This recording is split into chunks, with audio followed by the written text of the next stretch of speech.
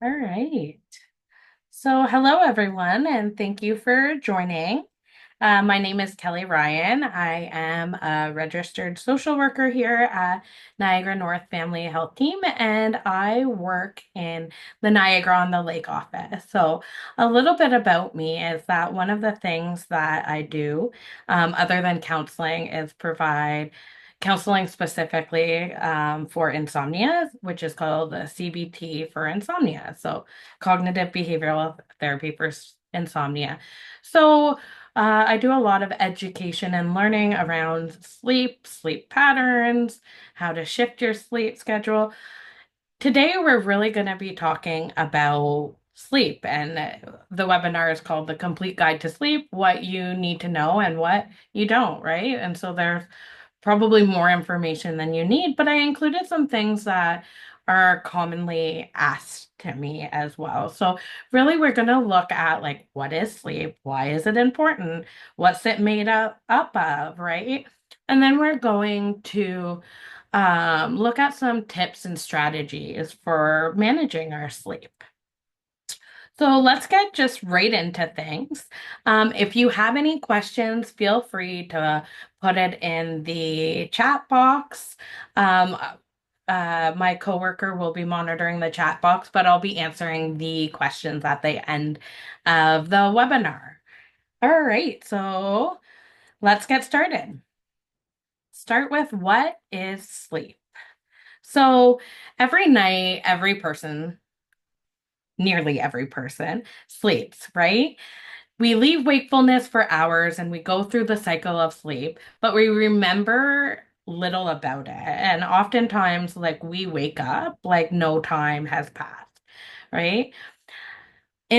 Except in rare cases, we never really contemplate or appreciate that we're actually sleeping, right?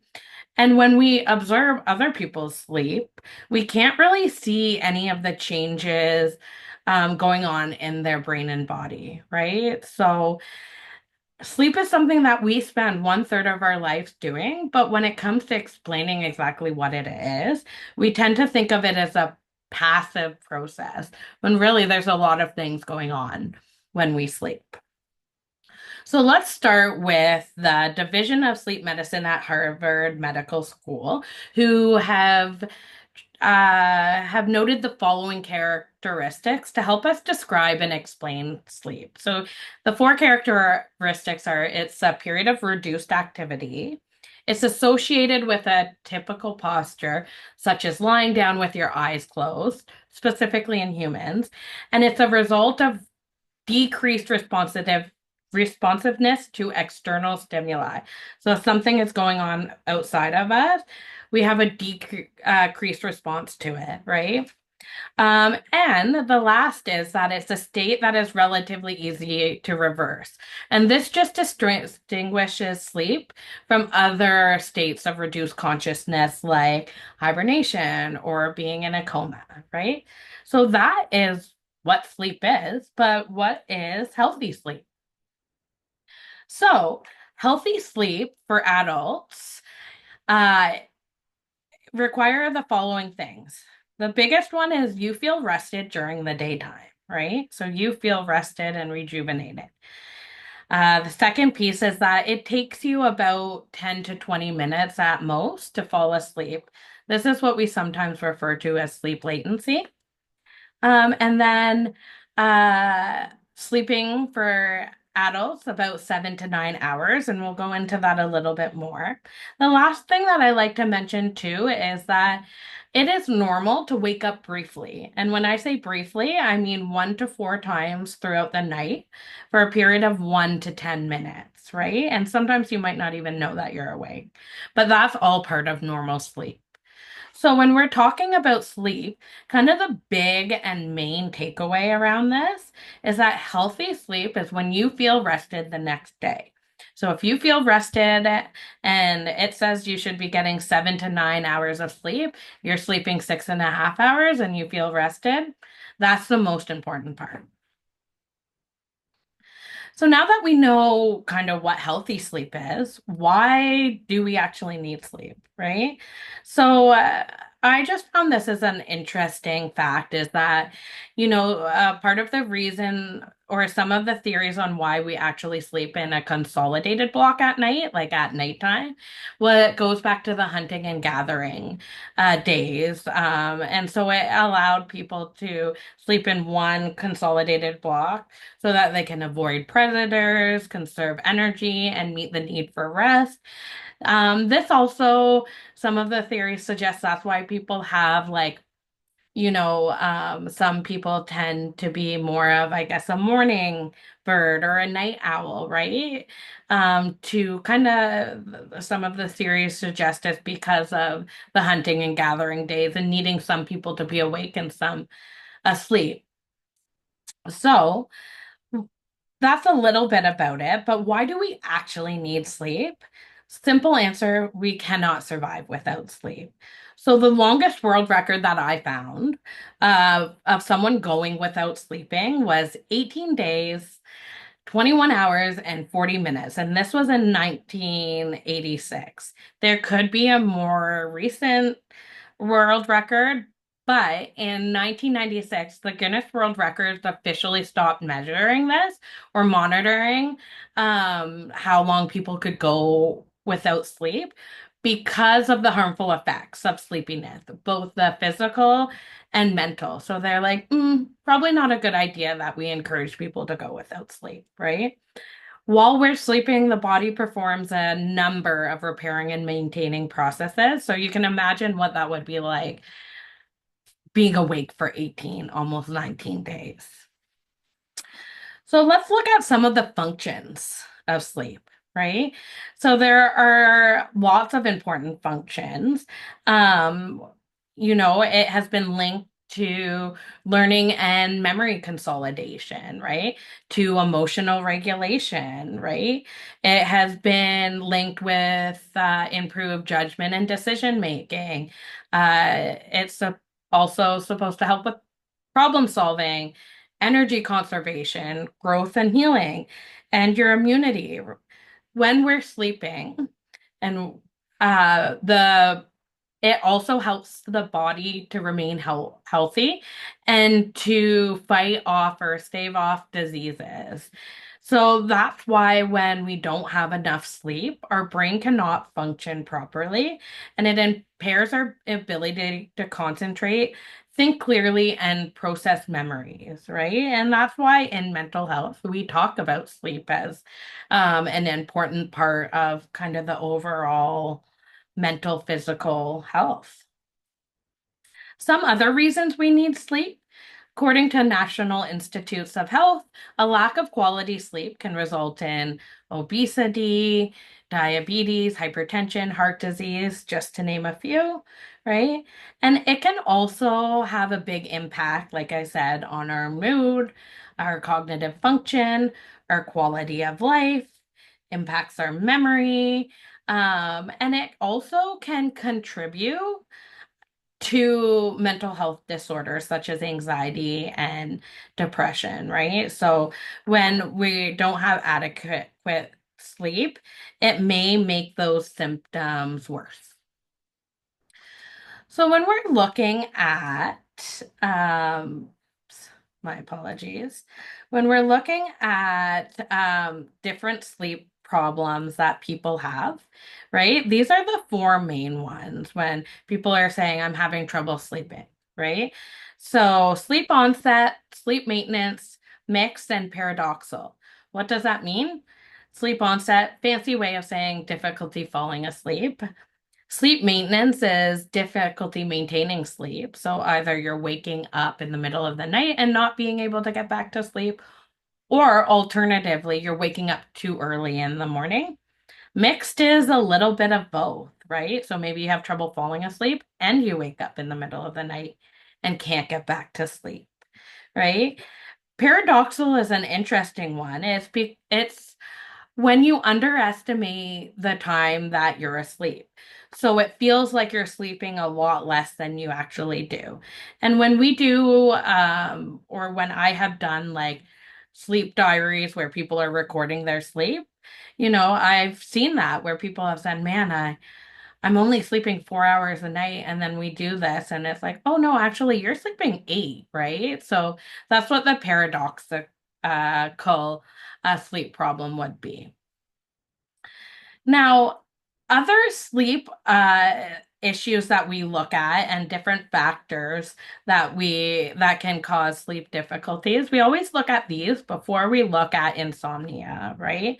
Because if you have um, one of these, it's gonna make it difficult to sleep, right? And it these are medical conditions that you want to figure out before you treat insomnia, right? Or sleep difficulties. So, number one, sleep apnea, right? That is when you stop breathing in your sleep, right? A sign of this is when you're snoring, right? Doesn't mean that if you snore, you definitely have sleep apnea, but it is a sign, right? And another sign for that is if you are sleeping a lot of hours and you don't feel rested, could be sleep apnea. Restless leg syndrome, that's an irresistible urge to move your legs in the evening. And that can delay sleep onset, right? So the urge to constantly move your legs. The difference between that and periodic limb movement disorder is that this involves like a twitch in the extremities during sleep. And so my old CBTI instructor actually had a periodic limb movement disorder, and it was her big toe that would twitch, and it would interrupt her sleep, like her sleep during the night. Parasomnia is abnormal behavior while sleeping.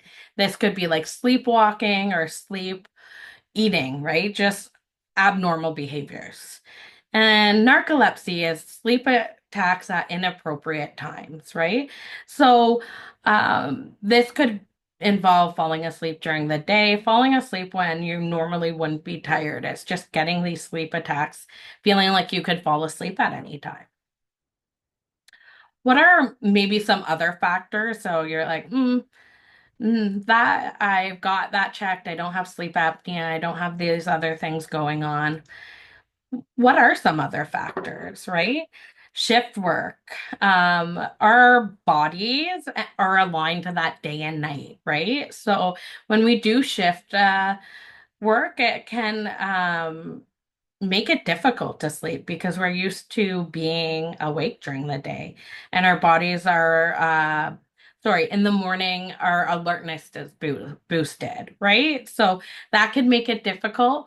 Also during the day there are other distractions, whether it be lights, whether it be like noise, that are prominent during the day versus at night, right? So if you live on a busy street, that's going to be busier during the day than it is going to be, say, in the middle of the night. So now let's look at what insomnia is, right? Because a lot of people come up in um, either having insomnia or having sleep troubles. This is a pretty kind of wordy slide.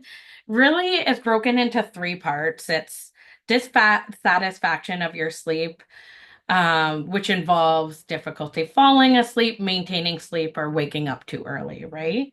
The second piece is that it impairs your daytime functioning, and it has a list of some of the things that it could be impacting, right?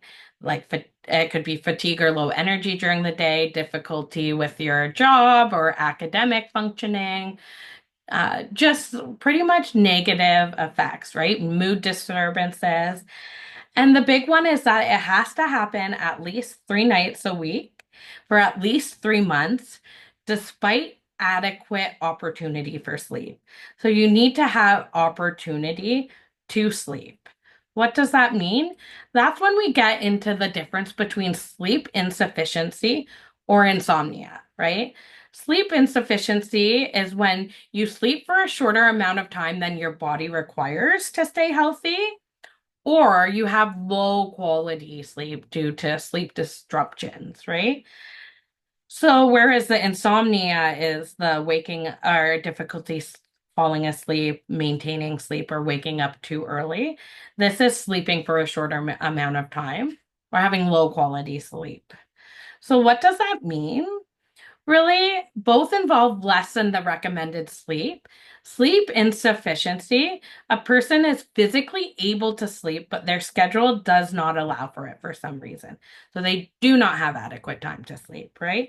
So I'll give you an example.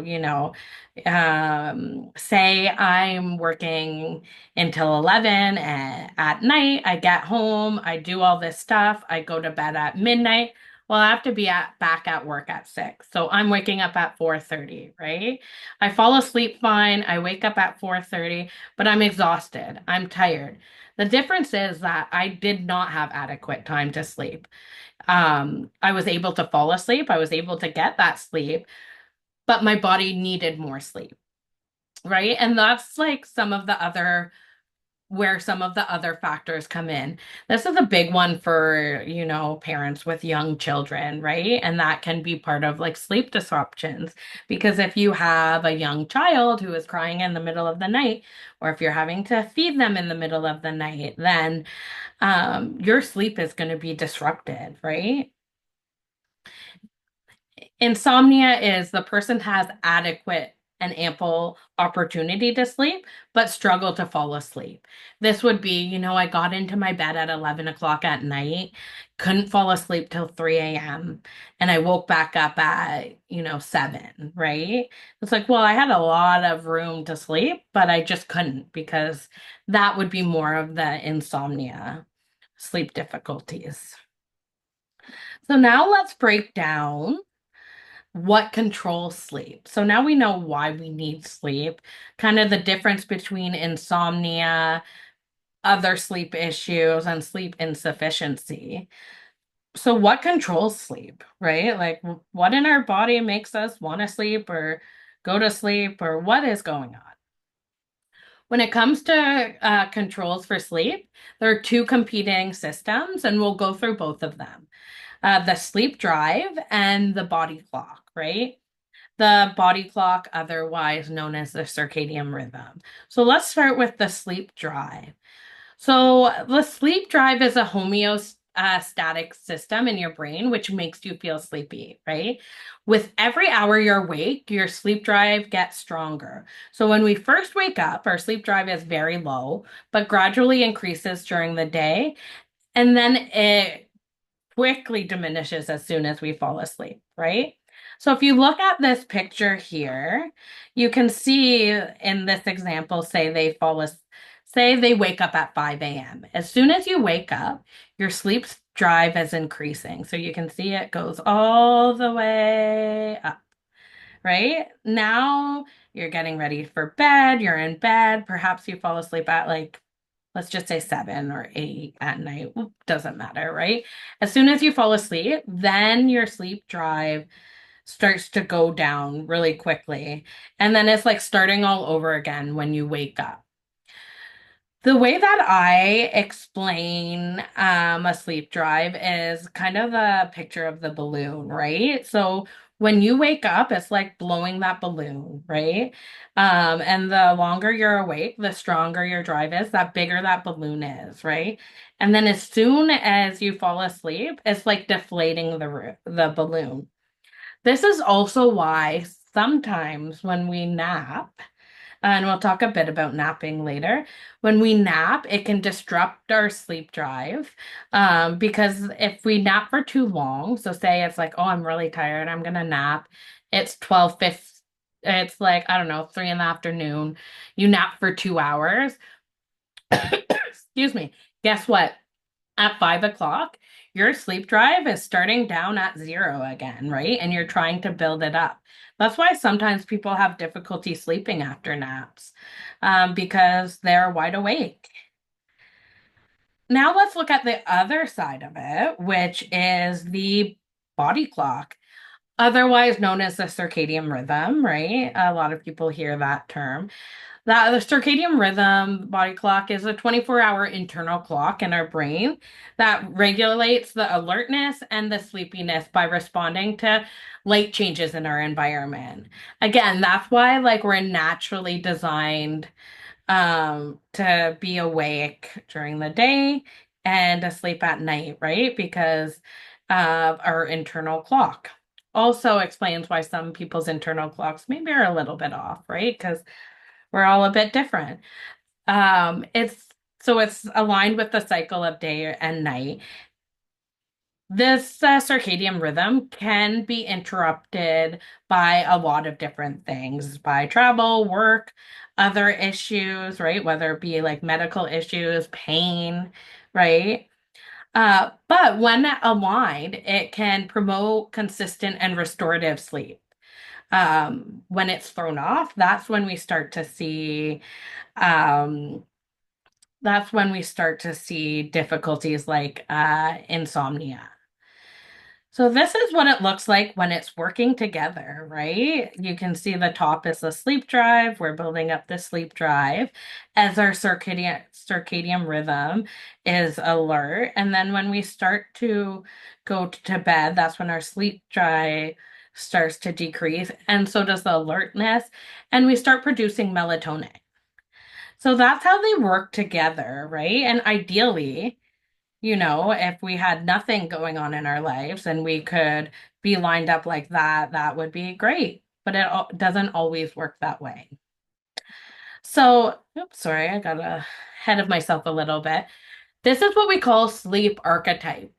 It just means how sleep is broken down, and I'm gonna kind of go between the two slides. So this is a depiction of what sleep looks like. The N stages, so N1, N2, N3, all stand for non-REM sleep, right? And then the last stage is the REM sleep, which is rapid eye movement, right? And so a lot of times people will be saying, I need more deep sleep, I need more REM. But you can see in this picture that we actually spend a lot of time in light sleep as well. So let's break this down. And I created kind of a chart, right? So in stage one, also known as N1 or non-REM stage one, this only lasts between 1 to 7 minutes. And it's when you're starting to feel hazy.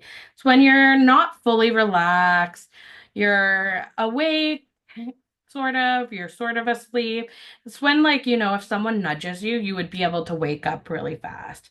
It's when, maybe you can hear a little bit about the conversation going on around you if someone's talking, but you're starting to drift off. I kind of explain it that like phase between sleep and awake, right? You're starting to fall asleep and you're starting to let go of that wakefulness. So again, that is stage one, that light sleep. Then after those 1 to 7 minutes, we go into stage two, the of non-REM, which lasts between 10 to 25 minutes. And this is still considered light sleep, but it would be harder to wake you up, right? This is when your brain starts to slow down, your muscles start to relax, your breathing starts to slow down, your heart rate decreases, and your blood pressure drops, right? So this is when things start to happen. Things start to slow down uh, to help that recovery while you're sleeping. So now that we've looked at the N1 and N2 stages of sleep, right, which are a big portion of it, we're going to now look at the non-REM stage three, which involves, some people call it like slow wave sleep or delta sleep, deep sleep, right? It's 20 to 40 minutes, right? So it's one of the longest stages, other than we can fall into REM a bit longer, right? But this is when we start to process memories and experience throughout the day. This is when our body and our mind are restoring itself. It's when, our body releases different growth hormones or different good things to repair our muscles, our tissues. It can regrow bone cells and strengthen your immune system, right? So this is when a lot of good things are happening. And it's the deepest part of sleep, right? One of the deepest parts of sleep, right? So that's our stage three. Now let's look at REM, right? And just for reference, it says vivid dreaming. Vivid dreamings are those really kind of intense dreams that feel really realistic. I mean, not everyone dreams in colors, but maybe you see the colors, the senses. It just feels really real, right? And so the thing about REM is that people think that like this is where you get like your most rest, but it's actually when your brain is the most active, right? Um, so it is good because it does help restore your brain and your body, right? But your brain is actually active, and there is evidence that supports it increases insightful thinking, creativity, and memory. So is REM important? Absolutely. But so are all these other stages of sleep too, right? Typically the average adult will go through these stages anywhere between 4 to 6 times a night, just depending. Um, and things can shift, right? Everyone is a little bit different. So let's look now at just kind of the hours of sleep we should be getting. So I have two charts here. This is one that visually shows it. I like this because it shows how when we're young, when we're infants, when we're, 4 months to a year, we're sleeping a lot. We're sleeping 12 to 16 hours. Keep in mind, this does include the naps throughout the day, but we need a lot more sleep. And you can see as we age, the amount of sleep goes down. So toddlers, 11 to 14, preschool, 10 to 13, school age, 9 to 12, and teens, 8 to 10 hours. And actually, there was advocacy for the school board to change their hours of operation for high school because we know that teens need more sleep, right? But I mean, they didn't go for that. So then, as we're an adult, we need about seven or more, but this can vary. So it says seven. If you can sleep and feel rested and healthy after 6 hours of sleep, that's okay too, right? Everyone requires a little bit more, a little bit different sleep, right? So some require a little bit more, some a little bit less. And for adults, they say typically 7 to 9 hours. I can tell you, like, I am more on the 9 hours. I have friends who sleep 6 hours and they feel so rested. I'm jealous of that. So you can see this is just another way to look at it in chart form, but we just went through this. So kind of there are changes to our sleep as we start to age. And now that we're talking about sleep changes with age, there are some common ones. Sorry. So one is shifting sleep schedules to an advanced phase. What that means is just as people age, our body clock or our circadian rhythm sometimes will shift in time, right? And that is called advanced phase. So what this typically means is that many older adults will start to say that they're experiencing getting tired earlier in the evening and waking up earlier in the morning. And that is normal part of sleeping, right? So if maybe you went to bed at like 11 and you're noticing now you're going to bed at 9 as you're aging, all normal part of changing, aging, sleep. Waking up at night, right? So as we get older, it's shown that that people will wake up more throughout the night. It also shows that people will spend uh different times in the sleep schedule. So we just talked about like sleep archetype, so the N1, N2, N3, and the REM sleep, right? When we're older, we tend to spend more time in the lighter stages of sleep and less time later in deeper sleep, right? And that may contribute to people waking up more or having more fragmented sleep. Also, having to use the washroom, that can wake you up at night too. One that I found interesting was longer recovery changes in sleep schedule, right? So it takes you longer to recover from sleep changes. So if you're traveling, the jet lag. But what I found really interesting was the daylight savings, right? Because it shifts only by an hour either way. But as we age, we can experience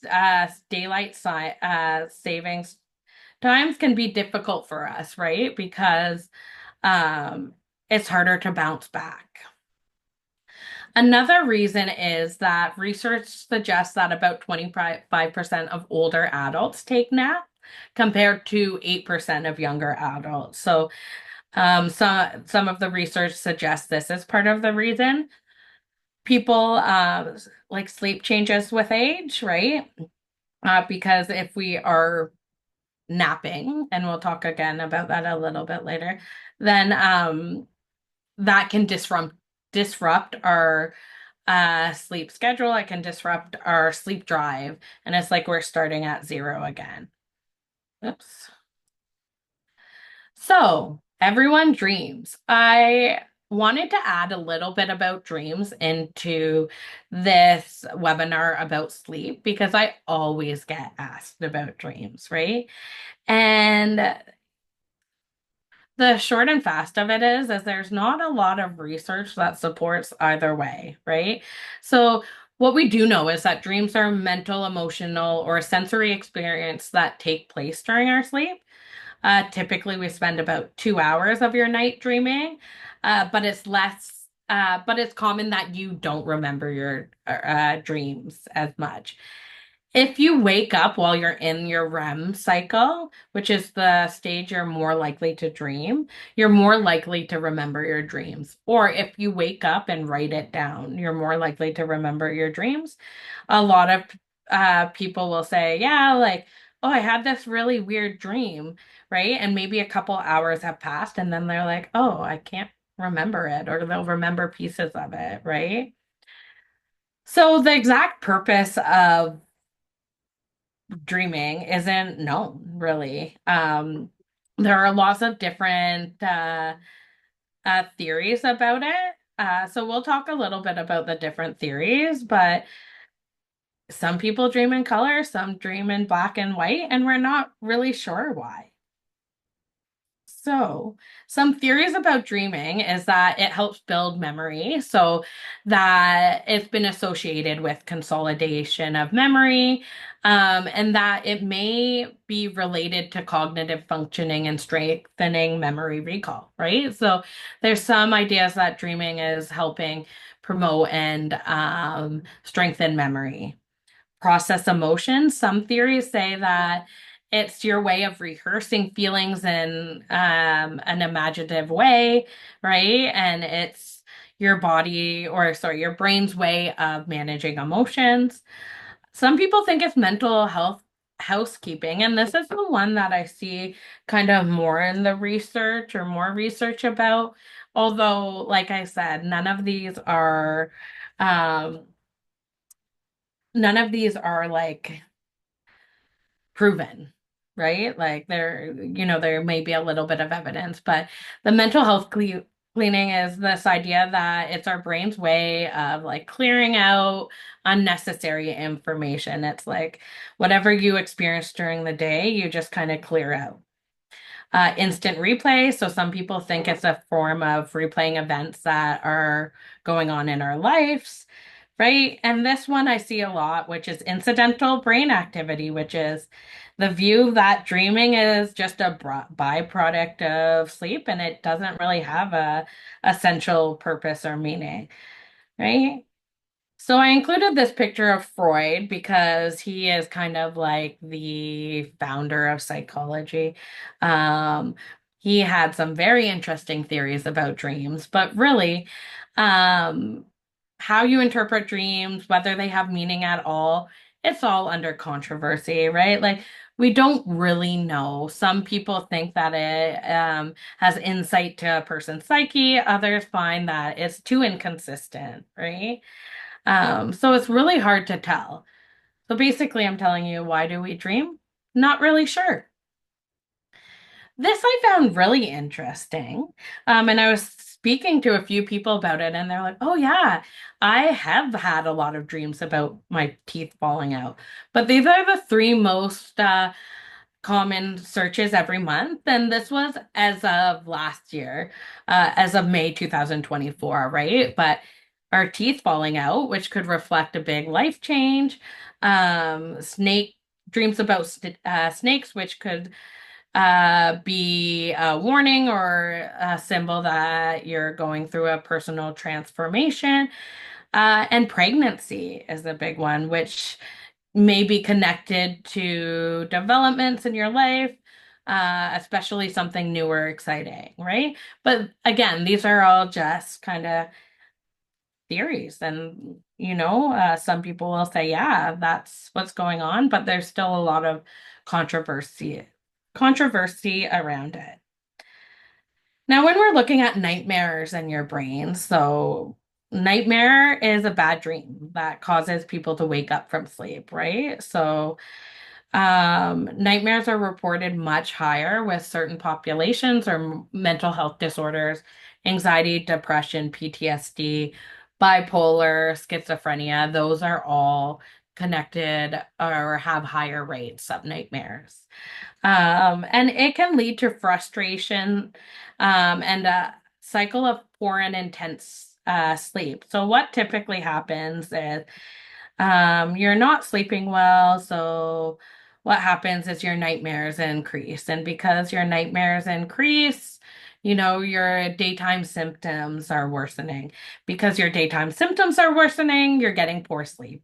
Because of that, your nightmares are increasing. So it's kind of like this cycle, all related, and sleep really impacts how we feel physically and mentally. So let's talk about ways to improve sleep. So I like this little comic included. Did we do that important thing? Yes, go to sleep, and then your brain. But what if we thought about doing it, but didn't actually do it? Then the person's awake, right? Bed tends to become the place where we think about things that we didn't think about throughout the day, right? It's the time where we're like, let's just think about something from 20 years ago. Right? So let's talk about different ways that we can help improve our sleep. First two we're going to talk about is the sleep hygiene, lifestyle changes, and bedroom factors we can change. So when we're looking at sleep hygiene, it's just different factors in your life that you want to consider and think about, right? Caffeine impacts our sleep. So, looking to try to avoid caffeine 4 to 6 hours before bed, checking the labels, right? I realized that the tea I was drinking had caffeine in it, and I was like, oh, that's probably why I am not getting to sleep as soon as I want to.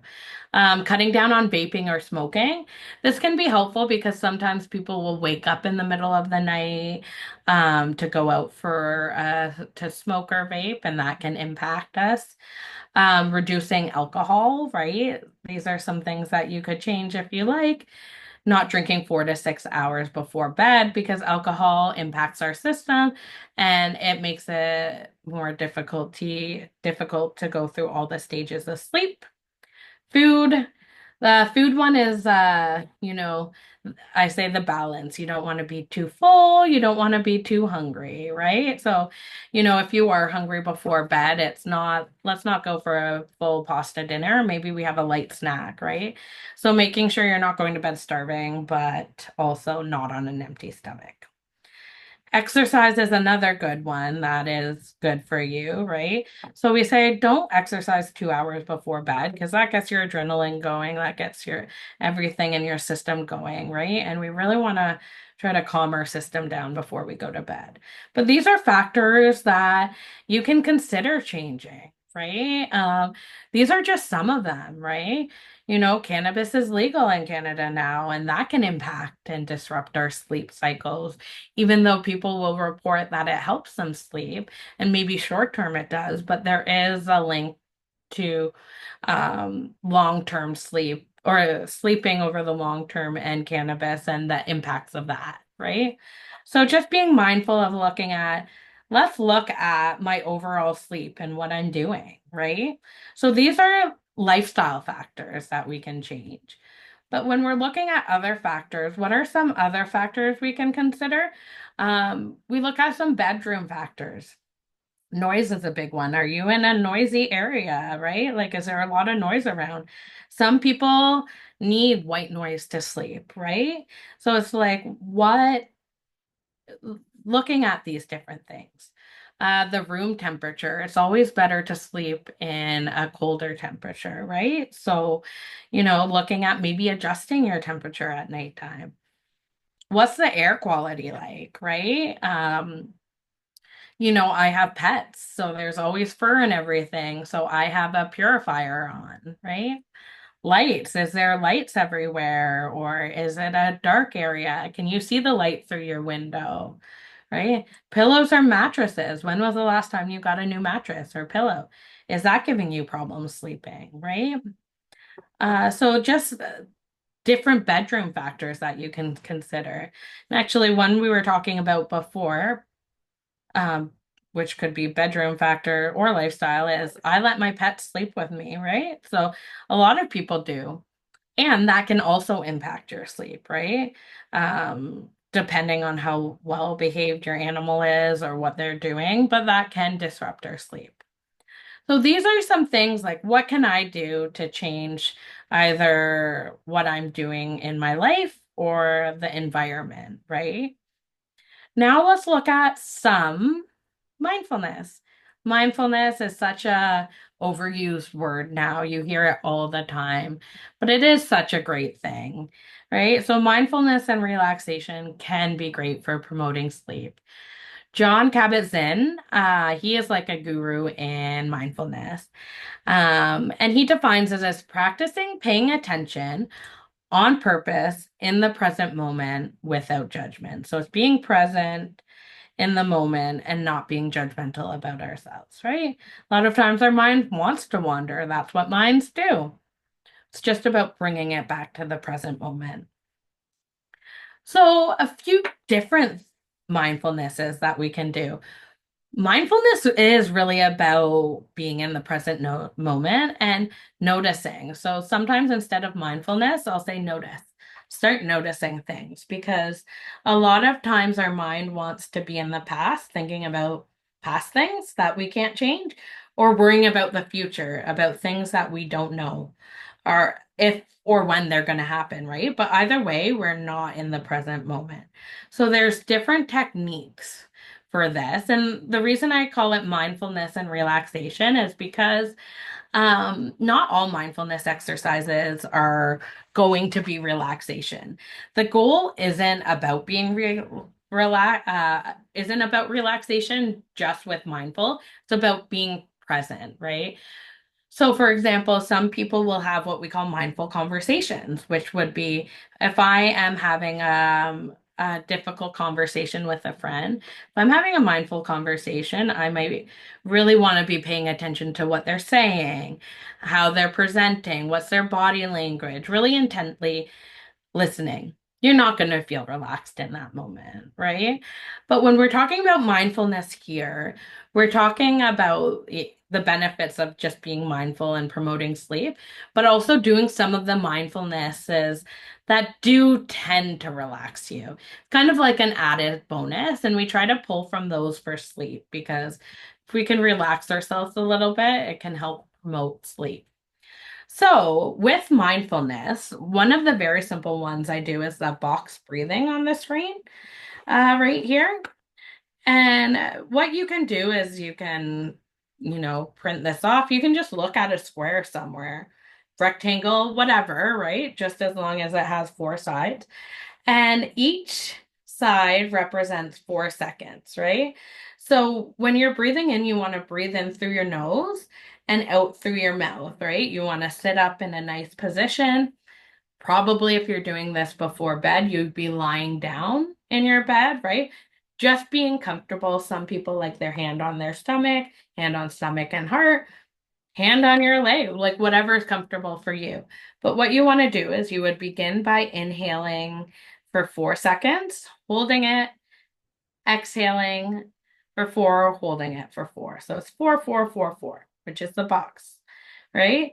So what you would do is, I'll just do one example of it before we move it on. You would breathe in and hold, and breathe out and hold. And you go around that box as much as you need to. I like this one too because a lot of times it helps kind of keep your brain focused because you are having to count, right? With this uh, one as well, if your mind does wander, that's okay. That's what brains do. It's just bringing it back to the present moment, right? Another one that I really, really like, guided meditations. You can get them on YouTube. I have a free few resources at the end as well, but is the progressive muscle relaxation, which is the tense and release, right? So what it'll do is it'll actually guide you through. You can do it on your own. Personally, I find it helpful to have someone guide me through it, but what it would be is say they're doing the hand, it would be okay. Your right hand, tense it with a fist, and tense and release. And notice the difference between tension and release, right? And relaxation. So those ones are really good. And although they are really, really good for reducing anxiety, a lot of people find that it helps put them to sleep as well, right? Last type of mindfulness is just really paying attention to something. Whether it's, hey, I have a tea before bed, so what I'm gonna do is I'm just really gonna intently pay attention to it for 2 minutes, and I'm gonna describe to myself how it smells, how it tastes, how does the hot mug feel, right? So it's really about um, bringing yourself to the present moment and engaging in those senses. And other than helping to promote sleep, mindfulness has a lot of other great benefits from it. All right. Next piece we're going to look at is I call this stop the struggle, right? So a lot of times we have a lot of anxiety about sleeping, right? Or, our thoughts are racing or ruminating about other things. Or, sometimes when I was really struggling to sleep, I would say, all right, if I go to sleep now, I'll get 4 hours, 22 minutes, 37 seconds of sleep, right? So we're trying to control it, or sometimes we're like, oh, I don't want to feel this way. Let me just try to get to sleep, right? So we use the beach ball metaphor, which is trying to control or push away thoughts or feelings. It's like trying to push a beach ball under the surface of water or a pool. It's gonna pop back up, right? Maybe you can hold it down under all day, but it would be exhausting, right?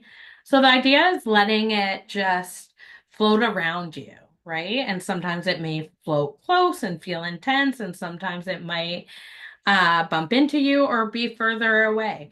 But you always have the choice to drop the struggle and let the thoughts flow, right? So a lot of time people have different thoughts or ideas around sleep and they're trying to control it. And oh my gosh, they have these thoughts of, oh, I'm going to be so tired tomorrow, or, I'm not going to ever be able to get sleep.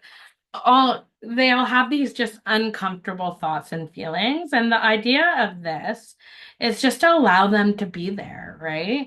just to say, okay, thanks, mind, for telling me that, but not to fight with it, not to struggle, just to kind of be willing to experience that.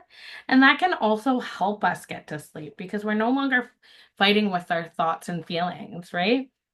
And I do want to preface this with saying if it was just as easy as don't worry about that, we would all do that, right? These are things that take practice and time. All right. So the last little bit before I go over resources, we're just going to look at what I call stimulus control. And this is something that you can try or experiment with to try to improve your sleep. And really the goal of this is to strengthen the association between your bed and sleep, right? So a lot of times, our bed becomes a place where we're awake, right? Maybe we're scrolling on our phones or watching TV, or maybe even just lying in bed, not sleeping. So I call these the four rules of stimulus control, and they're four things to try when you're having trouble sleeping. First one, sleepy tired rule, which is only go to bed when you are feeling sleepy. This is different than fatigued. If you're not sleepy enough, you'll end up lying awake in bed. So when we say sleepy tired, it means I could fall asleep right now. Maybe you're nodding off, right? Not just, oh, I'm feeling fatigued. I'm so tired from this day. Okay, you can be tired, but are you able to fall asleep right now? So only going to bed if you are sleepy. So first rule is what we call the sleepy tired rule. The next rule is what we call the quarter of an hour rule, which is if you don't fall asleep in 15 minutes, get out of bed. This is another important habit because this helps strengthen the association between your bed and sleep, right? So with this, we say don't watch the clock. It's not important, you know, that it's exactly 15 minutes. So it was 12 minutes and you got out of bed. So it was 20 minutes and you got out of bed. The idea is just, making sure that, hey, I haven't been able to get asleep. I'm lying awake in bed. Let's get out of the bed. And then just coming back to your bed when you're feeling sleepy tired, like you could fall asleep. So we talked a bit about napping, right? So the no napping rule, keep in mind, we say if you need to nap because of safety issues, do it, right? We all want to be safe. Some people have to drive or have young kids that keep them up. But the idea is that daytime napping weakens the association between nighttime sleep and your bed, right? So it's kind of like that balloon um, deflates. They say that if you do need to nap, to limit your naps to about 20 to 30 minutes, and the best time to do that is before 3 p.m., right? The other thing you want to do is that if you do want to have a nap, nap in your bed, right? That again is strengthening the association with your bed and sleep. So again, no napping. If you do need to nap, try to nap before 3 p.m. and for only 20 to 30 minutes. The last rule about the stimulus control is the sleep and sex rule. Um, your bedroom and your bed should only be used for activities that are sleep or sex, nothing else. If you want to read a book, if you want to watch TV, do that on the couch or do that outside of the bedroom and then come to sleep after, right? So, those are the four rules: stimulus control rules, sorry, sleepy tired rule, quarter of an hour rule, no napping rule, and the sleep and sex rule. The last thing, going so fast, I apologize. Bedtime routine. Having a bedtime routine 20 or 30 minutes to an hour before bed can help promote good sleep. It can be tailored to your specific needs, but some examples are, deciding on your bedtime. So, okay, I'm going to bed at 9, so I know around 8 I'm going to start my bedtime routine. Putting away your electronics 30 minutes to an hour before our bed, having a light snack, or a bedtime tea, taking a warm bath, dimming the lights. I just encourage this for anyone. Between 30 minutes to an hour, I always encourage dim the lights. You don't have to turn them completely off, but just dim them a little bit to get your mind and body in the mood to get to sleep. Stretching, breathing, right? Mindfulness is good. Preparing your bedroom, right? People get busy. There are times where I go in, I'm like, oh, I'm ready for bed, and I realize all my laundry is on my bed, right? So making sure you're prepared for bed. These are just some questions that you can ask yourself, right? And we kind of went through this a bit, right? Uh, just other additional questions you can ask about your sleep issues, right? Like, do I have other coexisting health issues that might require me to get more rest, right? Some people with chronic pain sleep more, right? Or have some other health issue that can require more rest, right? Do you depend on caffeine, right?